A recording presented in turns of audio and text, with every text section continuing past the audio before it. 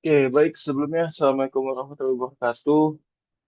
Perkenalkan, nama saya Kevin Amorat Ivan Prasetyawan, perwakilan dari kelompok 4 pada mata kuliah Microcontroller dan IoT di Prodi S1 Teknik Fisika Fakultas Teknik Elektro, Telkom University. Nah, jadi saya mewakili teman-teman saya, yaitu ada Dea, ada Dionysius, dan juga ada Raisa, itu dalam pengerjaan penugasan sistem monitoring dan kontrol menggunakan motor DC dengan kontrol KP dari kontrol proporsional. Nah, untuk spesifikasi penugasannya itu bisa dilihat sebagai berikut.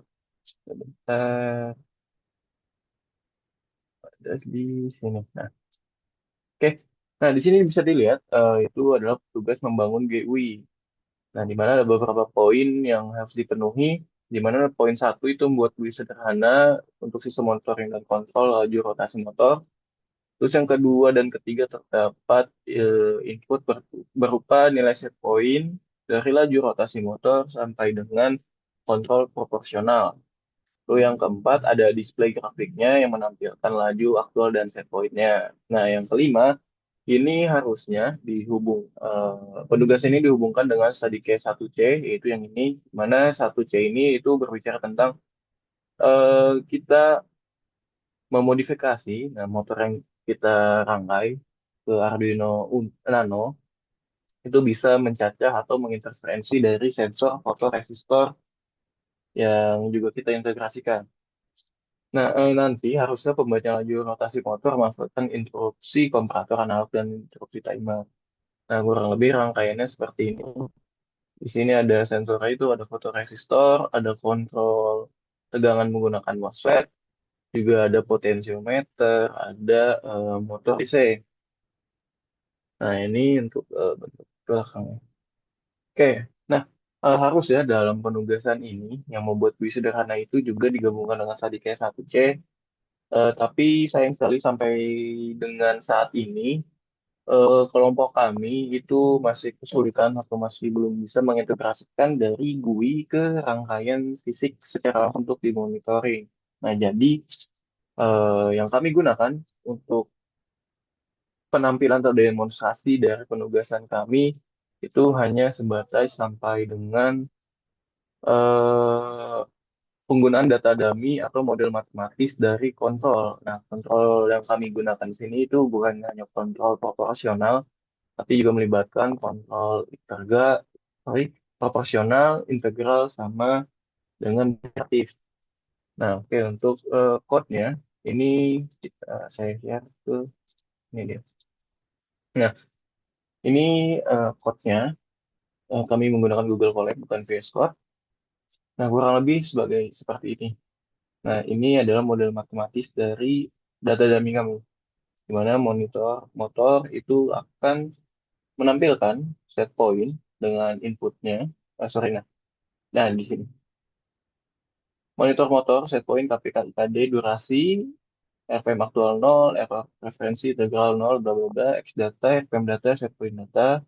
Nah, DT ini menyatakan dia datanya akan diperbarui setiap 0,2 detik. Oke, baik. Mungkin langsung saja kita. Oke, sorry. Nah,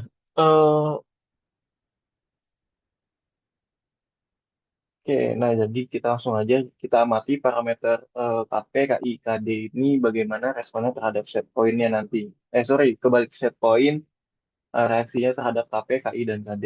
Nah, ini berkali. Nah, kita cek.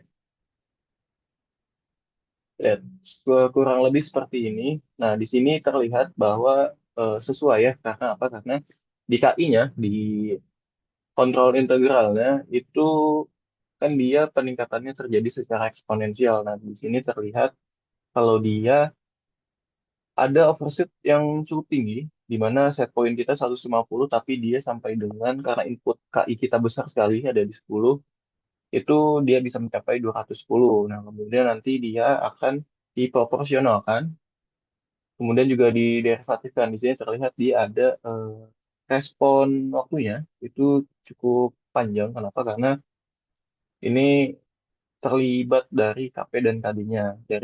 kontrol proporsional dan derivatif ya. Nah, baik. Kalau misalnya kita input lagi yang lain, KI-nya kita taruh di 5, KP-nya 0,2 misalnya, tadinya kita kasih 1. Terus, nah, ini dia.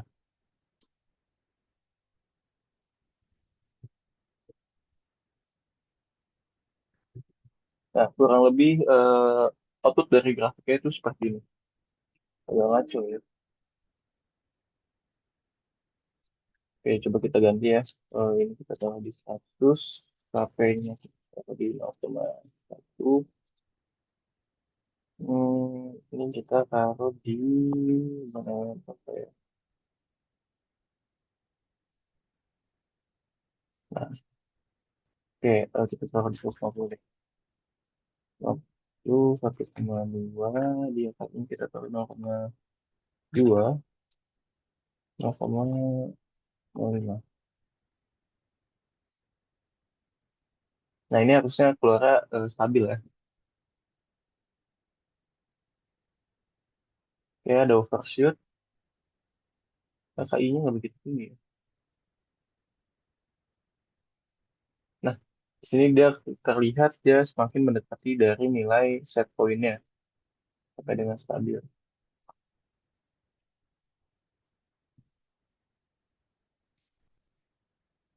Oke, nah ini. Oke, menuju set point-nya cukup lama ternyata.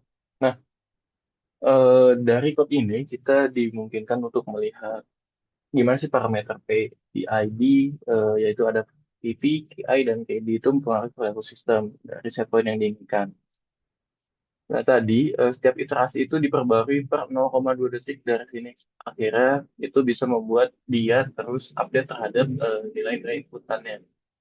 Jadi dia akan memperbaharui si grafiknya itu berdasarkan inputan dari KP, KI, dan KD-nya dan lain-lain.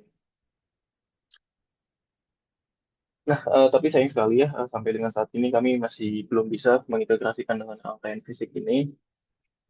Jadi mungkin di lain kesempatan akan kami lanjutkan kembali.